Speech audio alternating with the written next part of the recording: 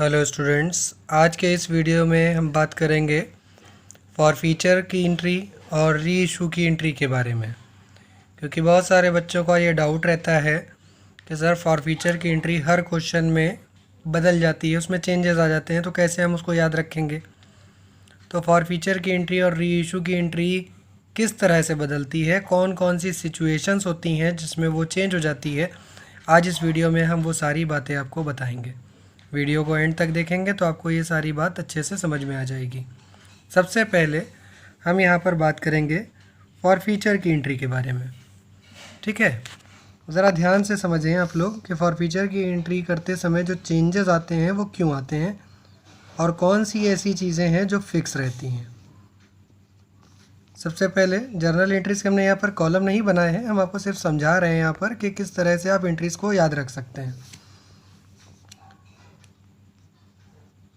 सिर्फ दो नाम ऐसे हैं जो हर बार फॉरफीचर की एंट्री में फ़िक्स हैं, हर बार आएंगे। ये है वो दो नाम, बाकी के सारे नाम बदल सकते हैं, बस ये दोनों नाम नहीं बदल सकते। जब भी आप फॉरफीचर की एंट्री करेंगे, शेयर कैपिटल अकाउंट हमेशा डेबिट में होगा और शेयर फॉरफीचर अकाउंट हमेशा क्रेडिट में होगा। बाकी के नाम कैसे बदलते हैं, जैसे अब यहाँ पर फॉरफीचर के साथ और कौन आएगा। देखो, इतनी एंट्री तो कभी नहीं होगी, इसमें कुछ ना कुछ तो एडिशन होगा ही। इतना तो सिर्फ ये फॉर्मेट है, इसमें साथ में जहाँ पर एरियर हुआ होगा उसका नाम तो ज़रूर आएगा ना। बिना एरियर तो कोई फॉरफीचर होता नहीं। कोई भी कंपनी अपने शेयर होल्डर के शेयर्स कब फॉरफीट करती है, कोई भी कंपनी अपने अंशधारकों के शेयर को कब हरण करती है, जब कोई व्यक्ति अपने पैसे समय पर नहीं दे पाता है ना, जब अवशिष्ट याचना हो जाती है यानी कॉल्स इन एरियर हो जाता है, तभी तो फॉरफीचर होगा। तो जिस जगह पर फॉरफीचर किया जा रहा है तो कोई ना कोई एरियर हुआ होगा। फॉर एग्जांपल हम यहाँ मान लेते हैं कि यहाँ पर एरियर हुआ है ना, तो एरियर हुआ है। अगर एरियर फर्स्ट कॉल पे हुआ है तो हम यहाँ फर्स्ट कॉल लिखेंगे। Arrear first call second call दोनों पे हुआ है तो हम फर्स्ट कॉल भी लिखेंगे और सेकंड कॉल भी लिखेंगे। और मान लेते हैं कि एरियर अलॉटमेंट पे भी हुआ है और फर्स्ट कॉल पे भी हुआ है और सेकंड कॉल पे भी हुआ है, तो हम तीनों लिखेंगे। बात समझ रहे होंगे आप लोग। अब यहाँ पर देखें, कैपिटल डेबिट में ही रहेगा। अगर एरियर खाली सेकंड कॉल पर है तब भी शेयर कैपिटल डेबिट होगा, शेयर फॉरफीचर क्रेडिट होगा, साथ में सेकंड कॉल आएगा। अगर दोनों कॉल पर है तब भी ऐसा ही होगा। अगर खाली अलॉटमेंट पर है तब भी ऐसा ही होगा। और अगर ये तीनों है तो तीनों लिखे जाएंगे। अगर खाली अलॉटमेंट पे एरियर है तो सिर्फ इतना लिखेंगे आप लोग, ये दोनों चीज़ें नहीं लिखेंगे, ये दोनों लास्ट वाली मत लिखना, बस इतना लिखना, share capital account debit to share forfeiture to share allotment. अगर खाली फर्स्ट कॉल पे एरियर हो तो share first call account debit share capital account debit to share forfeiture to share first call, बस इतना। और जहाँ पर जितना एरियर हुआ उस हिसाब से जितने शेयर आप फॉरफीट कर रहे हैं, फॉर एग्जांपल आप 100 शेयर फॉरफीट कर रहे हैं तो 100 इंटू अलॉटमेंट के रेट से मल्टीप्लाई कर दो। मान लो अलॉटमेंट 2 रुपये का, 2 से मल्टीप्लाई कर दो। फर्स्ट कॉल 3 रुपये की, 3 से कर दो। सेकंड कॉल 3 रुपये की है, 2 रुपये की जो भी है उससे मल्टीप्लाई कर लो। शेयर फॉरफीचर का अमाउंट हमेशा घटने के बाद आएगा। शेयर कैपिटल आप यहाँ डेबिट में जो अमाउंट भरेंगे उसमें से एक क्रेडिट के अमाउंट सारे जोड़ के घटा दिए जाएंगे तो शेयर फॉरफीचर का अमाउंट बन जाएगा। अब एक बात और आती है कि कभी कभी इस फॉरफीचर की एंट्री में डेबिट में प्रीमियम भी आ जाता है। नॉर्मली बहुत सारी एंट्रीज आपने ऐसी देखी होंगी जिसमें सिक्योरिटी प्रीमियम डेबिट में नहीं होता है, लेकिन कभी कभी सिक्योरिटी प्रीमियम डेबिट में आता है। कब आता है ये समझो। तो सिक्योरिटी प्रीमियम फॉरफीचर की एंट्री में जब भी आएगा, पहले तो आप लोग ये याद कर लें, सिक्योरिटी प्रीमियम फॉरफीचर की जो एंट्री है इसमें जब भी आएगा डेबिट में ही आएगा, कभी भी क्रेडिट में नहीं आएगा। दूसरी बात यह है कि ये कब आएगा, तो याद रखना है ऐसे क्वेश्चन में फॉरफीचर की एंट्री में सिक्योरिटी प्रीमियम आता है डेबिट में, जिस क्वेश्चन में अलॉटमेंट पर प्रीमियम भी हुआ हो और अलॉटमेंट पर एरियर भी हुआ हो। दोनों बातें याद रखनी है। अलॉटमेंट पर अगर प्रीमियम भी दे रखा था क्वेश्चन में और अलॉटमेंट पर एरियर भी हुआ है, तभी यहाँ पर प्रीमियम डेबिट में आ सकता है फॉरफीचर की एंट्री में। अगर दो में से एक भी चीज़ कम है, या तो अलॉटमेंट पे एरियर नहीं हुआ है या फिर अलॉटमेंट पे प्रीमियम नहीं है, दोनों में से एक भी चीज़ अगर कम है तो यहाँ पर फॉरफीचर की एंट्री में आप प्रीमियम डेबिट में नहीं लिख सकते। ये है पूरी फॉरफीचर की कंप्लीट एंट्री। इसी में सारे चेंजेस होते रहते हैं, इसी में कभी कोई घट जाता है, कभी कोई बढ़ जाता है। सब कुछ जो है वो इसी एंट्रीज़ के अंदर ही है, कुछ इसके बाहर नहीं है। अब हम बात करेंगे सेकेंड एंट्री की, जिसे हम कहते हैं री इशू की एंट्री, पुनः निर्गमन। इसमें जो फिक्स पॉइंट हैं पहले हम उनको लिखेंगे। तो इसके जो फिक्स्ड पॉइंट हैं वो ये हैं आपके सामने। फॉर फीचर के बाद जो री इशू की एंट्री होती है, री इशू की एंट्री हमेशा बैंक अकाउंट डेबिट होगा। री इशू की एंट्री में हमेशा बैंक अकाउंट डेबिट होगा और क्रेडिट में यानी 2 में हमेशा शेयर कैपिटल अकाउंट लिखा जाएगा। फॉर एग्ज़ाम्पल, आप जो क्वेश्चन कर रहे थे उस क्वेश्चन में जो शेयर था वो 10 रुपीज़ का था, जिसको इंस्टॉलमेंट में बांटा गया, application allotment first call second call में बांटा गया।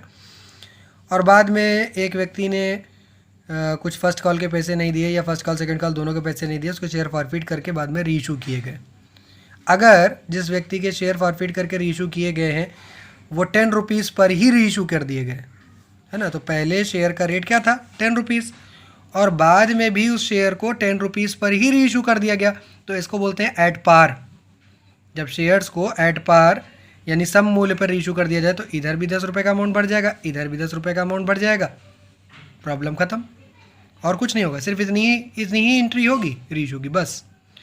लेकिन normally most of the time होता ऐसा नहीं होता। मोस्ट ऑफ द टाइम क्या होता है कि आपके सामने ये बोला गया होगा कि 10 रुपीज़ वाले शेयर को 10 रुपीज़ से कम पर 8 रुपये पर, 9 रुपये पर, 7 रुपये पर, 6 रुपये पर या 6.5 या 7.5 पर रीइशू किया जा रहा है। इन दैट केस आपको जो एंट्री लिखनी है वो ये लिखनी है। सबसे ज़्यादा यही एंट्री आती है, bank account debit, share forfeiture account debit to share capital account. इस एंट्री में जो पूरा कंप्लीट अमाउंट है 10 रुपीज़ वो यहाँ जाएगा। जितने रुपए से रीइशू किया जा रहा है, फॉर एग्जांपल 7.5 रुपये से किया जा रहा है तो 7.5 रुपये के हिसाब से उस शेयर का अमाउंट यहाँ मल्टीप्लाई करके लिखेंगे और इस अमाउंट में से ये लेस कर देंगे, फॉर फीचर का अमाउंट यहाँ आ जाएगा। लेकिन अगर 10 रुपये वाला शेयर जो फॉरफिट किया गया अगर 10 रुपये से ज़्यादा पर रीइशू कर दिया जाए तब क्या करेंगे? In that case bank account debit तो होगा लेकिन फॉर फीचर यहाँ पर डेबिट में नहीं आएगा। आप क्या लिखेंगे? Bank account debit to share capital और साथ में यहाँ पर लिखेंगे आप टू सिक्योरिटी प्रीमियम अकाउंट। ध्यान रखना है सिक्योरिटी प्रीमियम और फॉर फीचर ये दोनों फिक्स नहीं है, इसलिए हमने पेंसिल से इसके ऊपर ओवरलाइन कर दिया है। क्यों कर दिया? क्योंकि ये तो हमेशा आएगा bank account debit to share capital. अगर 10 रुपये वाला शेयर 10 रुपये पर इशू हो रहा है तो bank account debit to share capital 10 इधर चला गया। लेकिन 10 रुपये वाला शेयर अगर 10 से कम पर इशू किया जा रहा है तो एंट्री क्या होगी? Bank account debit share forfeiture account debit to share capital. लेकिन अगर 10 रुपये वाला शेयर 10 से ज़्यादा पर इशू किया जा रहा है प्रीमियम पर तो एंट्री क्या होगी? Bank account debit to share capital to security premium. ये है रीइशू की एंट्री। और जब फॉर फीचर के बाद रीइशू कर दिया जाता है तो एक एंट्री आपको और याद कर लेनी है बहुत अच्छे से, वो एंट्री कहलाती है ट्रांसफ़र की। और ट्रांसफ़र की एंट्री क्या होती है?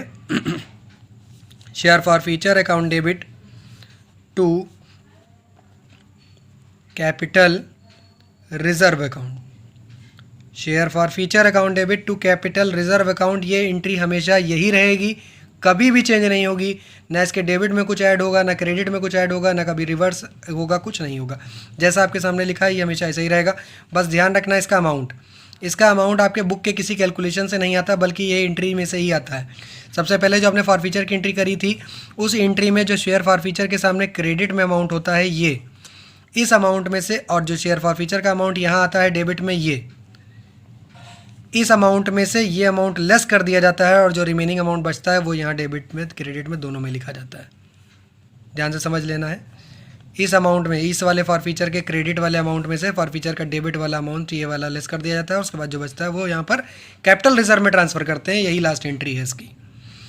और अगर ऐसा हो जाए कि आपने मान ली यहाँ पर एट पार किया यानी bank account debit to share capital किया यानी फॉर फीचर आया ही नहीं, ये भी तो हो सकता है। Bank account debit to share capital किया है एट पार, या प्रीमियम पर किया है bank account debit to share capital to security premium, यानी कि यहाँ पर फॉर फीचर आया ही नहीं। अगर शेयर फॉर फीचर यहाँ पर आया ही नहीं तो जो ये अमाउंट है क्रेडिट वाला यही पूरा का पूरा उठा करके यहाँ पर ट्रांसफ़र में लिख दिया जाएगा।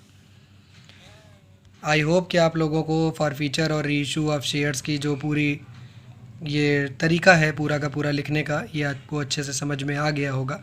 अगर इस वीडियो से आपकी फॉरफीचर और रीइशू से संबंधित यानी हरण और पुनः निर्गमन से संबंधित आपकी कोई भी प्रॉब्लम सॉल्व हुई हो तो इस वीडियो को लाइक करें, और अगर आपने अभी तक चैनल को सब्सक्राइब नहीं किया तो चैनल को सब्सक्राइब करें, साथ ही साथ बेल आइकन को प्रेस करें और भी लोगों तक इस वीडियो को पहुंचाने के लिए इसको शेयर करते रहें। Thank you.